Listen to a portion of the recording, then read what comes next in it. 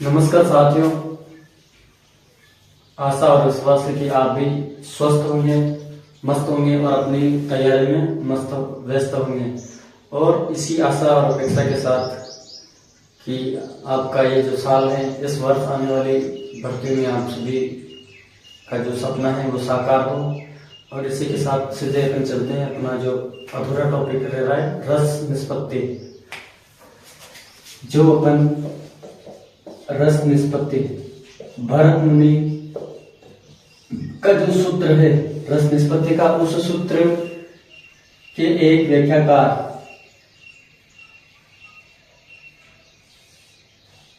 भट्ट लोलट की अपन चर्चा कर चुके हैं कि भट्ट लोलट ने रस निष्पत्ति की जो विवेचना की है वो किस प्रकार से की है। उन्होंने रस की जो मूल स्थिति है वो सहृदय के में नहीं मानकर अनुकार्य भी मानी है और गौण स्थिति अनुकर्ता भी मानी है। सहृदय को उन्होंने कोई स्थान नहीं दिया है, सहृदय की उपेक्षा की है। दूसरी स्थायी भाव की मूल स्थिति उन्होंने सहृदय में मानी है। इसके साथ ही जो भट्ट लोलट है उनका जो सिद्धांत है उस सिद्धांत को प्रतीतिवाद, उपचयवाद, आरोपितवाद आदि नामों से जाना जाता है। और भट्ट लोलट मीमांसा दर्शन से संबंधित रहे, मीमांसा दर्शन से प्रभावित रहे। अब उसके बाद में दूसरे जो व्याख्याकार आते हैं वो आते हैं शंकुक, आचार्य शंकुक। आचार्य शंकुक इस रस सूत्र के दूसरे व्याख्याकार हैं और इन्होंने ये न्याय दर्शन से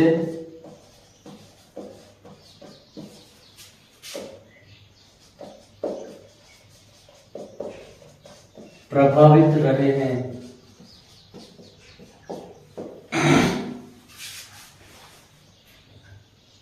और आचार्य शंकुक के सिद्धांत को अनुमितिवाद कहा जाता है, क्योंकि इन्होंने रस निष्पत्ति में निष्पत्ति शब्द का अर्थ जो अपन ने देखा था विवाह अनुभव व्यभिचारी संयोग रस निष्पत्ति, उसमें केवल दो ही शब्दों पर विवाद रहा है, संयोग और निष्पत्ति पर। तो इन्होंने निष्पत्ति का अर्थ लिया है अनुमिति।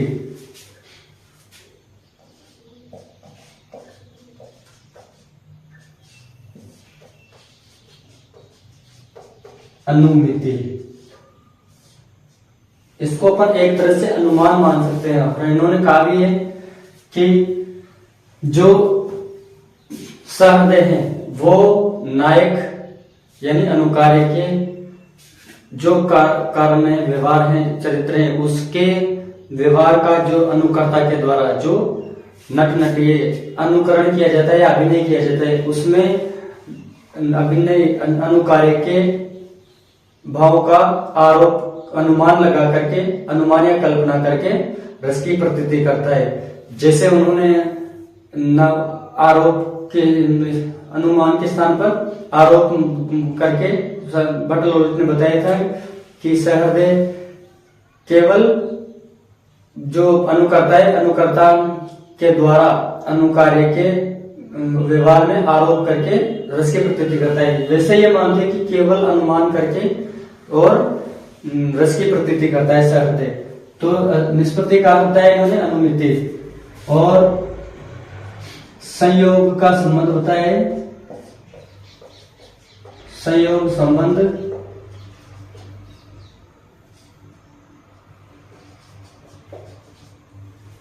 अनुमाप्य अनुमापक। यहाँ पर अनुमाप्य रस को बताया गया है और अनुमापक जो विवाह आदि है, जिसे विवाह आदि विभाव है, अनुभव है, व्यभिचारी भाव है, इन आदि को इन्होंने बताया है। सहयोग से इन्होंने ये अर्थ लिया है। और आचार्य जो शंकुक है वो कहते भी हैं कि जो सहृदय है वो रस की प्रतीति किस प्रकार से करता है। तो उन्होंने लिखा है शंकुक के अनुसार कि जो सहृदय होता है, सहृदय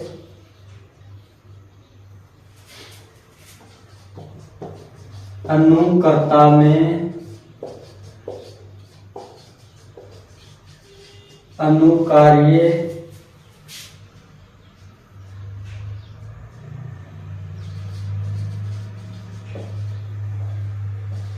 के व्यवहार की अनुमिति या आनुमानिक कल्पना करके, अनुमानिक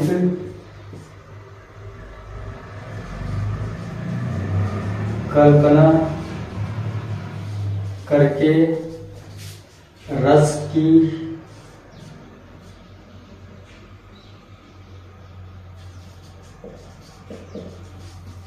अनुमिति करता है। और ये मानते हैं कि केवल अनुकर्ता को देखकर सहृदय के हृदय में रस की प्रतीति नहीं होती है, वो कल्पना के माध्यम से इसका स्थान रस की उत्पत्ति मानते हैं। शंकुक कहते भी है कि सहृदय या सामाजिक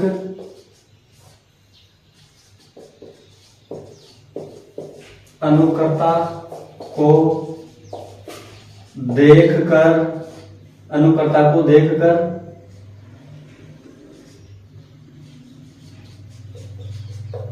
आनंद की प्राप्ति नहीं करता है। इसका कारण ये भी है कि वो सीधे सहृदय को देखकर, अनुकर्ता को देखकर आनंद की प्राप्ति नहीं करता है, बल्कि सहृदय अनुकर्ता में अनुकार्य के व्यवहार की अनुमिति या अनुमानिक कल्पना करके रस की या आनंद की, रस या आनंद की अनुमिति करता है या रस आनंद को प्राप्त करता है। इस प्रकार से इन्होंने कल्पना या अनुमान के आधार पर रस की प्रतीति मानी है।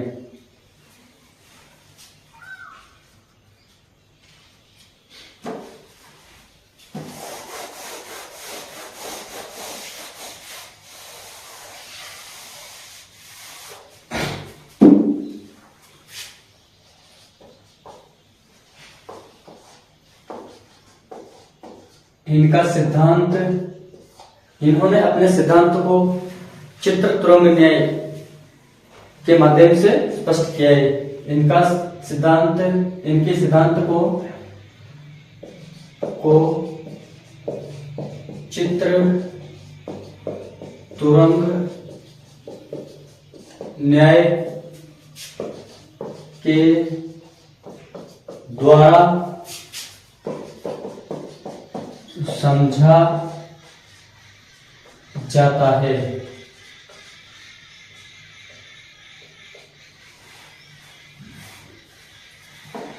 ये मानते हैं कि जैसे दीवार पर घोड़े का चित्र टंगा हुआ है और उस घोड़े के चित्र को देखकर या उस घोड़े के चित्र में अनुमान के आधार पर अनुमान करके या कल्पना करके ये माना जाता है कि ये जो घोड़ा बना हुआ, घोड़े का चित्र बना हुआ है, यही वास्तविक घोड़ा है। और जो अनुभूति या अनुभव वास्तविक घोड़े को देखकर होता है, वही उस चित्र को देखकर उसमें अनुमान करके सहृदय रस की आनंद की प्राप्ति कर लेता है।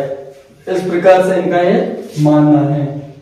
तो इनके सिद्धांत का जो सबसे प्रमुख बिंदु है वो चित्र तुरंग न्याय है।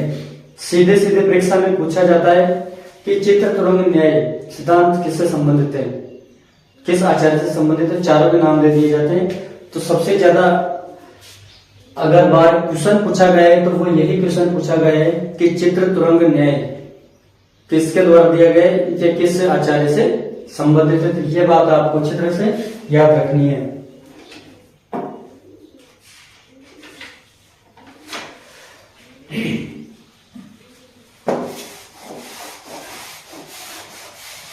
इनका जो सिद्धांत है उस सिद्धांत में इन्होंने जो कार्य भट्ट लोलट जी हैं वो नहीं कर पाए, उसको थोड़ा सा आगे बढ़ाते हुए इन्होंने जो रस की स्थिति मानी है वो सहृदय में मानी है। हालांकि अपन ये नहीं कह सकते कि इन्होंने सहृदय की समस्या का पूर्णतः निराकरण कर दिया, क्योंकि ये भी सहृदय की समस्या का पूर्ण निराकरण नहीं कर पाए।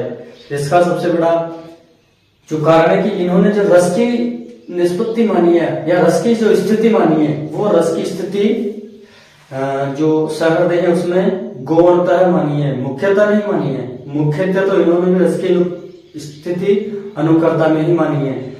तो हालांकि इन्होंने सहृदय को थोड़ा सा ही स्थान दिया है, लेकिन रस की स्थिति में स्थान दिया है। तो इनका प्रमुख जो महत्व है वो है इन्होंने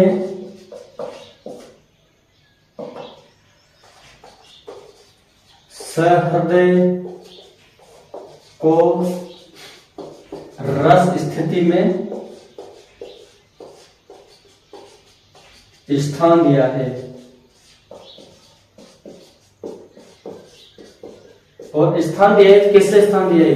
हालांकि रस की जो मूल स्थिति है इन्होंने भी अनुकर्ता में मानी है, लेकिन जो गौणता स्थान इन्होंने दिया है रस की मूल स्थिति, यानी रस किस पर या किसमें सबसे अधिक उत्पन्न होता है, तो ये मानते हैं कि रस की जो मूल स्थिति होती है वो होती है अनुकर्ता में।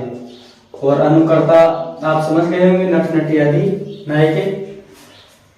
और रस की गौण स्थिति, रस की गौण स्थिति ये इन्होंने सामाजिक, सहृदय, प्रेक्षक, श्रोता, पाठक, कुछ जो भी आप कहो, ये इन्होंने गौण स्थिति मानी। हालांकि स्थायी भाव तो इन्होंने भी सहृदय में मानी है। स्थायी भाव की स्थिति, स्थायी भाव की स्थिति वो तो इन्होंने किसमें मानी है? सहृदय या सामाजिक। और भट्ट लोलट जी ने भी ये स्थिति सामाजिक में ही मानी थी। इस प्रकार इनकी जो रस की स्थिति से थोड़ा सा बदला है, तो उसका अंतराय है केवल अनुकार्य और अनुकर्ता के संबंध में।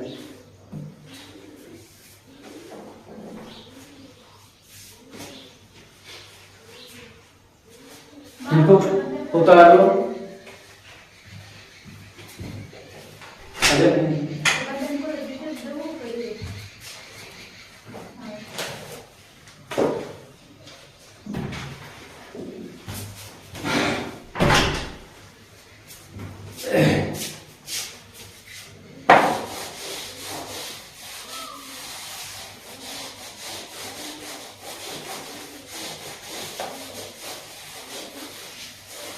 इस प्रकार अपन देखते हैं कि जो शंकुक जी है, शंकुक जी ने जो शंकुक है दूसरे आचार्य शंकुक ने जो चित्रतुरंग न्याय के माध्यम से अपने जो यह रस सूत्र है निष्पत्ति वाला, इसकी विवेचना की है, व्याख्या की है। और इन्होंने केवल अनुमान के आधार पर या अनुमिति के आधार पर इसका शास्त्र माना है।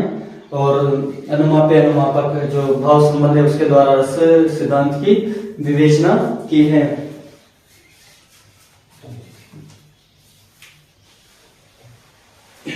और एक जो इनकी बात है कि इन्होंने जो रस है उस रस को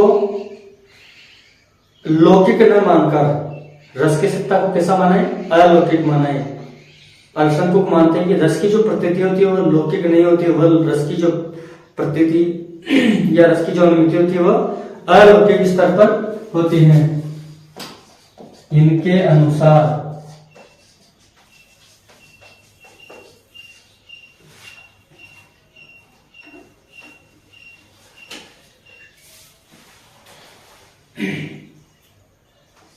रस की प्रतीति या रस की निष्पत्ति या जो रस का आस्वादन वो रस की प्रतीति लौकिक जगत से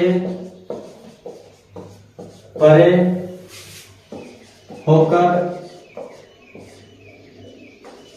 अलौकिक होती है, अलौकिक होती है। इस तरह इन्होंने रस को अलौकिक माना है और लौकिक स्तर से हटाकर अलौकिक स्तर पर स्थापित किया है।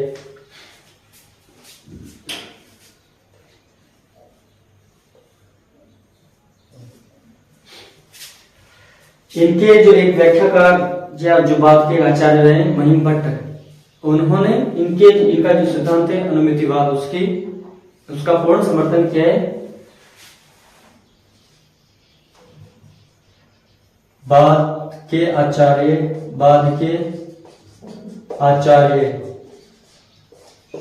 महिम भट्ट ने इनके मत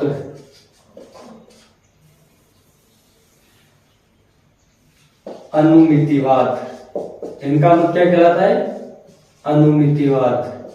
अनुमितिवाद का पूर्ण समर्थन किया है। यानी वो इसमें किसी प्रकार का कोई बदलाव, आंशिक बदलाव भी नहीं चाहते हैं, पूर्ण समर्थन किया है। और इनकी पुस्तक का नाम है व्यक्ति विवेक। इनकी पुस्तक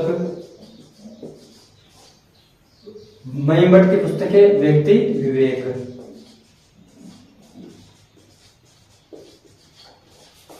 इस प्रकार अपन ने देखा कि जो भट्ट लोक शंकुक है, शंकुक ने जो 3-4 बिंदु अपने सामने रखे हैं। एक तो सबसे बड़ा इनका योगदान है, वो योगदान है सहृदय को चाहे गौणता स्थान दिया है, लेकिन इसमें स्थान दिया है। और रस की मूल स्थिति अनुकर्ता में मानी है और जो गौण स्थिति है वो सामाजिक में मानी है। और ये रस को, दूसरी बात इन्होंने रस को अलौकिक स्थापित किया है, अलौकिक भावभूमि पर प्रतिस्थापित किया है। तो इनके जो 2-3 बिंदु है वो अपने को अच्छी तरह से याद रखने हैं। अब कोई भी सिद्धांत अगर होता है तो उसके बाद में जो सिद्धांत आता है वो पहले वाले सिद्धांत की कुछ कमियों को देखते हुए, उस सिद्धांत में रही कमियों को देखते हुए उनका निराकरण करने के लिए अगला वाला सिद्धांत आता है। तो इनके बाद में जो आते हैं भट्ट नायक, उन भट्ट नायक ने शंकुक की जो कुछ कमियां थी उनको इंगित करते हुए अपना सिद्धांत दिया है। और इनकी पहली कमी तो अपने को लग रही है कि इन्होंने जो रस को माना है वो कल्पना या अनुमान के आधार पर माना है, जबकि वो मानते हैं भट्ट नायक कि अगर कल्पना या अनुमान के आधार पर ही रस की प्रतीति हो जाती है तो ये तो अप्रत्यक्ष होता है, अनुमान तो अप्रत्यक्ष होता है, जबकि रस की जो अनुभूति होती है वो सहृदय को प्रत्यक्ष रूप से होती है। तो अनुमान करके हम रस की प्रतीति नहीं कर सकते या रस का आनंद, कब्जे का आनंद प्राप्त नहीं कर सकते। पहली आलोचना तो इनकी इस आधार पर की जाती है।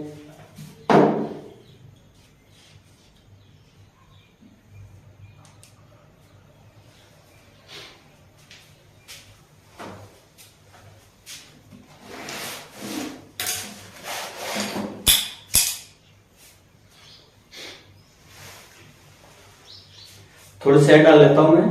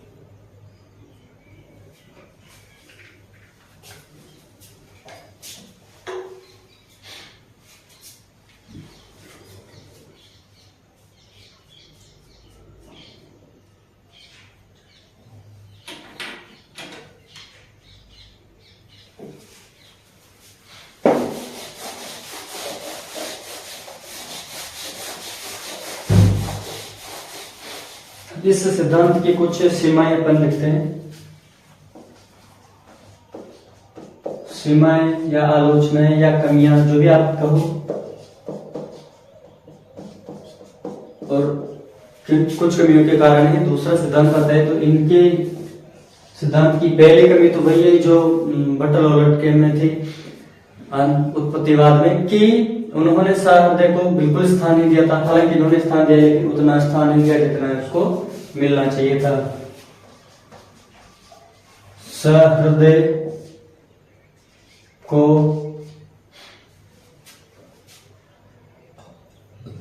उतना स्थान नहीं देना जितना मिलना चाहिए था, जितना मिलना चाहिए था।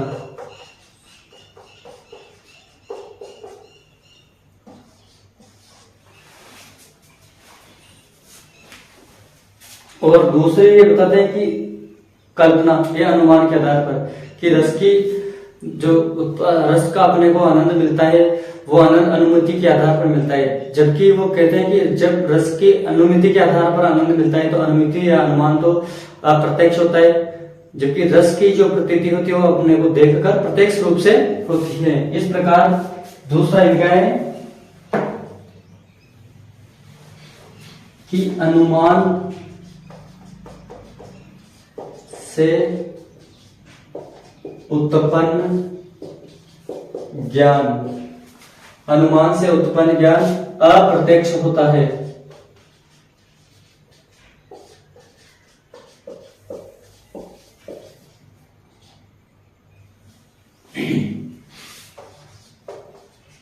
प्रत्यक्ष नहीं।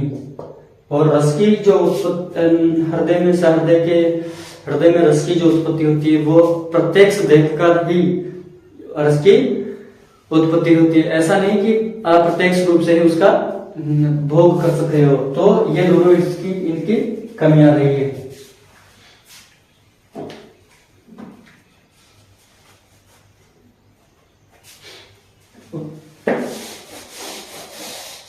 साथ के साथ उतार लिया करो। जब अगर आप चाहो तो क्लास को देखकर एक बार देख लो, दूसरी बार में इसको रोक रोक के आप लिख सकते हो। अब तीसरे अपने जो व्याख्याकार आते हैं वो है भट्ट नायक के बाद में, शंकुक के बाद में भट्ट नायक।